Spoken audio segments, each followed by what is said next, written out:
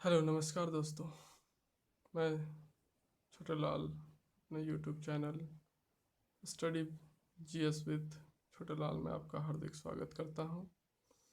जैसे कि हमने कल देख लिया था कि एटमॉस्फेयर में जो 5 तरह के लेयर होते हैं उसमें से ट्रोपोस्फेयर एंड स्ट्रेटोस्फेयर के बारे में हमने कल जानकारी ले ली थी। उसी कड़ी को आगे बढ़ाते हुए आज हम मेजोस्फेयर से कहानी को स्टार्ट करना चाहेंगे। तो आगे हम देखते हैं कि ट्रोपोस्फेयर एंड स्ट्रेटोस्फेयर के बाद तीसरा जो मंडल आता है वो मध्य मंडल मेजोस्फेयर होता है।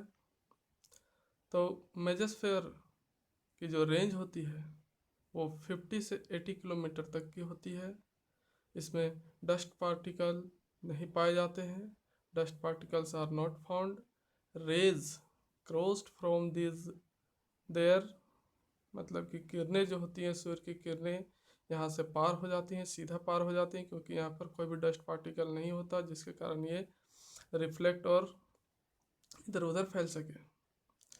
और ये जो मंडल होता है, ये जो मेजोस्फेयर होता है, यह कोल्डेस्ट लेयर होता है, सबसे ठंडी परत होती है, क्योंकि यहाँ सूर्य की किरणें टिकती नहीं है, सीधा पार हो जाती है। मेजोस mesopause upper layer of mesosphere, mesosphere की सबसे ऊपरी परत, ऊपरी सीमा जो होती है उसको मेजोपॉज कहते हैं। अगर हम थर्मल लैप्स रेट की बात करें तो 5 जो हमारे मंडल होते हैं, पांचों में फर्स्ट, सेकेंड और थर्ड जो ट्रोपोपॉज है, स्ट्रेटोस्फेयर है एंड मेजोस्फेयर है। ट्रोपोस्फेयर, स्ट्रेटोस्फेयर एंड मेजोस्फेयर में पॉजिटिव लैप्स रेट देखने को मिलता है, और आयनोस्फेयर और एक्सोस्फेयर के ऊपर जितना भी अगर हम जाते हैं तो यहाँ पर क्या होता है, नेगेटिव लैप्स रेट देखने को मिलता है। आयनोस्फेयर से एक्सोस्फेयर के ऊपर तक जैसे जैसे हम हाइट हम बढ़ती जाएगी वैसे वैसे टेम्परेचर भी बढ़ता जाएगा। तो ये था मेजोस्फेयर। अब हम बात करते हैं आगे आयनोस्फेयर के बारे में। आयनोस्फेयर क्या है? Ionosphere, UV rays are more effective. में आयनोस्फेयर में जो यूवी रेज होती है वो ज़्यादा प्रभावी होती है। Negative left right condition develop, यहाँ जो होता है नेगेटिव लेफ्ट राइट के कंडीशन डेवलप होता है, मीन्स दैट हाइट बढ़ेगी तो टेम्परेचर भी बढ़ेगा। इसलिए इस मंडल को थर्मोस्फेयर भी कहा जाता है। तापमान बढ़ने से गैसों का आयनोजाइजेशन, आयनीकरण होता है, जिससे यहाँ इलेक्ट्रिकल चार्ज पार्टिकल्स पाए जाते हैं। तापमान बढ़ने के कारण गैसों का यहाँ पर आयोनाइजेशन होता है, आयनीकरण होता है, और यहाँ जितना भी पार्टिकल्स पाए जाते हैं उन सभी में इलेक्ट्रिक चार्ज भी होता है। जब सूर्य का प्रकाश इन इलेक्ट्रिकल चार्ज पार्टिकल्स पर पड़ता है तो लाइटनिंग इफेक्ट, रंगीन प्रकाश होता है, क्योंकि ये चार्ज होते हैं और सूर्य के प्रकाश पड़ने के कारण ये लाइटनिंग इफेक्ट देते हैं। इन्हीं लाइटनिंग इफेक्ट को, जो ये लाइटनिंग इफेक्ट होता है हमारे दोस्तों, उसे क्या कहते हैं, कहाँ पर क्या कहते हैं? तो नॉर्थ पोल में अगर ये लाइटनिंग इफेक्ट होता है तो उसे अरोरा बोरियालिस कहा जाता है, और साउथ पोल में जब ऐसा लाइटनिंग इफेक्ट होगा तो इसे अरोरा ऑस्ट्रियालिस कहा जाता है। तो ये जो लाइटनिंग इफेक्ट होता है नॉर्थ पोल पर, रूस, नॉर्वे, अलास्का वाले देख सकते हैं, है ना, और जो साउथ पोल होता है वहाँ पर अंटार्कटिका वाले देख सकते हैं। इसकी जो रेंज होती है 80 किलोमीटर से 640 किलोमीटर ऑफ आयनोजाइजेशन आयनोस्फेयर, मतलब कि रेंज ऑफ आयनोस्फेयर जो है वो 80 किलोमीटर से लेकर 640 किलोमीटर तक होता है। इलेक्ट्रिकल चार्ज पार्टिकल होने के कारण यहाँ पर रेडियो स्टेशन की स्थापना की जाती है, क्योंकि यह रेडियो तरंगों का परावर्तन करता है ना। तो इलेक्ट्रिकल चार्ज पार्टिकल्स होते हैं यहाँ पर, जिसके वजह से यहाँ क्या किया जाता है कि रेडियो स्टेशन की स्थापना की जाती है, क्योंकि इलेक्ट्रिक चार्ज पार्टिकल जो होते हैं वे रेडियो तरंगों को परावर्तन करने की क्षमता रखते हैं।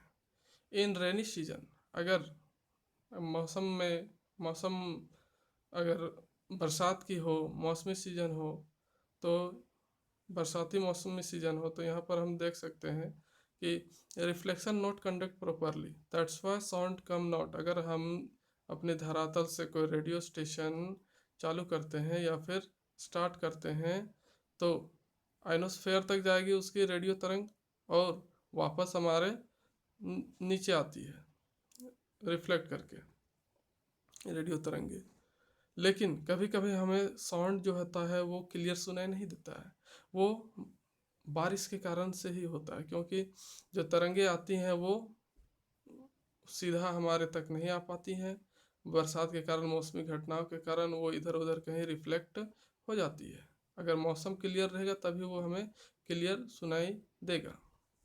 रेडियो तरंगों के परावर्तन के आधार पर इसे विभाजित किया गया है।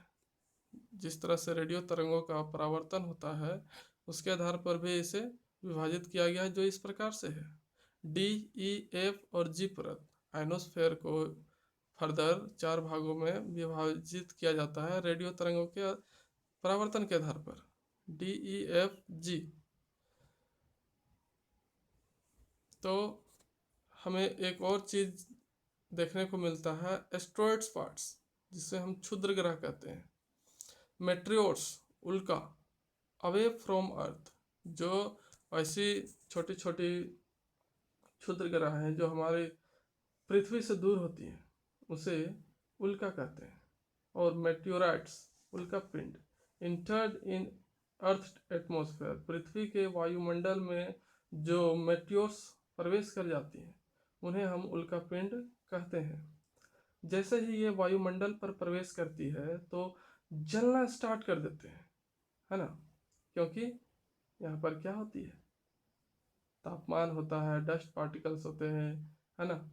इसकी वजह से, इनके कांटेक्ट में आने की वजह से ये क्या होते हैं कि जलना स्टार्ट कर देती है। इस तरह ये मेटियोर्स मेजोस्फेयर, मध्य मंडल को पार नहीं कर पाते हैं, क्योंकि वो जलते हुए आते हैं। तो जलते जलते जलते जलते जलते क्या होगा कि वो पृथ्वी के धरातल तक पहुंचने से पहले ही जलकर खत्म हो जाते हैं। परंतु कभी कभी ऐसा भी देखा जाता है कि ये पृथ्वी पर आकर गिरते हैं, जिसे उल्का पिंड कहते हैं, है ना। ज़्यादातर ये ध्रुवों पर गिरते हैं, क्योंकि वहाँ पर जी का मान ज़्यादा होता है। पृथ्वी अट्रैक्ट करने का जो पावर होता है वो सबसे ज़्यादा कहाँ होता है, ध्रुवों पर, है ना। इसीलिए वहाँ पर ही ज़्यादा गिरते हैं। क्या, मेटियोर्स, मतलब कि मेटियोराइट्स। मेटियोर्स तो होता है वो पृथ्वी के वायुमंडल से अगर दूर है, वो पृथ्वी से गिरने से पहले ही अगर वो खत्म हो गया तब उसको मेटियोर्स बोलते हैं। लेकिन वो पृथ्वी के वायुमंडल पर आ जाता है और नीचे पृथ्वी में गिरता है, तो उसी को कहते हैं मेटियोराइट्स, उल्का पिंड। तो ये ज़्यादातर कहाँ होता है, ध्रुवों पर गिरता है। इनके गिरने से झीलों का निर्माण होता है। ये जहाँ पर आके गिरती है वहाँ पर क्या बनाती है, झील। एग्जाम्पल के रूप में हम देख सकते हैं लूनर लेक, जो कहाँ पर है, महाराष्ट्र पर। तो फिगर के माध्यम से हम अगर देखने का प्रयास करें तो जो ध्रुव होते हैं वहाँ पर गुरुत्वाकर्षण का मान ज़्यादा होता है, और उल्का अगर वो एटमॉस्फेयर से दूर में है ना, तो वो उल्का है। और जैसे ही एटमॉस्फेयर में वो प्रवेश करता है पृथ्वी के, वो जलना स्टार्ट हो जाता है। और 99% जो उल्का होती है वो एटमॉस्फेयर में ही जलकर खत्म हो जाती है, और कुछ ही खिज जो होती है वो पृथ्वी पर आके गिरती है, वो भी ज़्यादातर ध्रुवों पर, क्योंकि उनकी स्पीड थोड़ी जो होती है वो ज़्यादा होती है। जलने से पहले ही जल कर खत्म होने तक वो पृथ्वी पर आ जाती है। तो जो आइनोस्फेयर का डिवीजन किया गया था वो DEF G के रूप में किया गया था। तो जो E होता है उसे हम कैनल हैवी साइड लेयर कहते हैं। आयनोजाइजेशन ऑफ नाइट्रोजन, नाइट्रोजन के आयनीकरण से ये बनते हैं। और F एप्लिएटन लेयर कहते हैं इसे। उसी तरह से अब लास्ट और पांचवा जो मंडल होता है एटमॉस्फेयर का, वो होता है एक्सोस्फेयर, जिसे हम कहते हैं बहिर्मंडल, आउटर लेयर ऑफ एटमॉस्फेयर वायुमंडल की सबसे बाहरी परत होती है exosphere. Outer layer of atmosphere का जो रेंज होता है वो होता है हमारे प्यारे दोस्तों 640 किलोमीटर से 10,000 किलोमीटर तक। ये जो है सबसे ज़्यादा माना गया है यही 640 किलोमीटर से 10,000 किलोमीटर तक। ज़्यादातर बहुत सारे किताबों में आपको देखने को मिल सकते हैं कि जो रेंज होती है बहिर्मंडल की वो 32,000 किलोमीटर तक की होती है।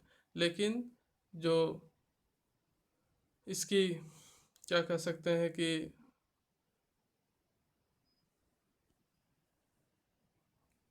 640 किलोमीटर और 10,000 किलोमीटर तक को ही उचित माना गया है।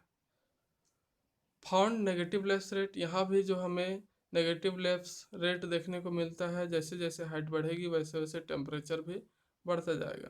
कृत्रिम उपग्रह स्थापित किए जाते हैं। प्यारे मित्रों, यही वो बहिर्मंडल है, एग्जोस्फेयर है, जहाँ पर कृत्रिम उपग्रह को स्थापित किया जाता है। हाइड्रोजन एंड हीलियम गैस पाई जाती है और यहाँ पर जो है हाइड्रोजन हाइड्रोजन और हीलियम गैस पाई जाती है। उसी तरह से एक और मंडल अगर हम देखना चाहें एटमॉस्फेयर में, वो होता है मैग्नेटोस्फेयर, चुंबकीय मंडल। हमारी पृथ्वी जो है एक चुंबक की तरह काम करती है प्यारे मित्रों, है ना। तो अर्थ में क्या होता है, ग्रेविटेशनल फोर्स होता है ना। और क्या होता है, वायुमंडल होता है, एटमॉस्फेयर होता है। एटमॉस्फेयर में बहुत सारी गैसें होती हैं। तो मतलब कि अर्थ का जो एटमॉस्फेयर है, अर्थ के ग्रेविटेशन एंड मैग्नेटोस्फेयर के कारण ही टिका हुआ है। जो अर्थ का जो ग्रेविटेशन है और मैग्नेटोस्फेयर है, उसके कारण ही जो अर्थ का एटमॉस्फेयर है वो टिका हुआ। ये क्या करता है कि पृथ्वी अपने केंद्र से बाहर की तरफ एक चुंबकीय बल का निर्माण करती है और गुरुत्वाकर्षण जो होता है चीज़ों को अपनी ओर आकर्षित किए हुए रहती है, जिसकी वजह से क्या होता है कि ये कहीं और इधर उधर तितर बितर फैलने से बचती है, जिसकी वजह से एटमॉस्फेयर जो है पृथ्वी का टिका हुआ रहता है। और ये जो चुंबकीय मंडल है ना, इलेक्ट्रोमैग्नेटिक फील्ड जो है वो क्या करता है कि हार्मफुल कॉस्मिक रेज को आने से भी रोकता है। सन से जो हार्मफुल, जो हानिकारक कॉस्मिक रे होती है उनको आने से रोकता है। और इस तरह से एटमॉस्फेयर भी हमारा बना रहता है और हानिकारक किरणें भी नहीं पहुंचती है। तो इस तरह से हमने सभी तरह के मंडल के बारे में, वायुमंडल, हाँ जी हाँ, एटमॉस्फेयर के सभी मंडलों के बारे में देखा। फर्स्ट था क्या, troposphere, stratosphere, mesosphere, ionosphere and exosphere. तो ठीक है दोस्तों, कल हम फिर से मिलते हैं नेक्स्ट वीडियो के साथ, जिसमें हम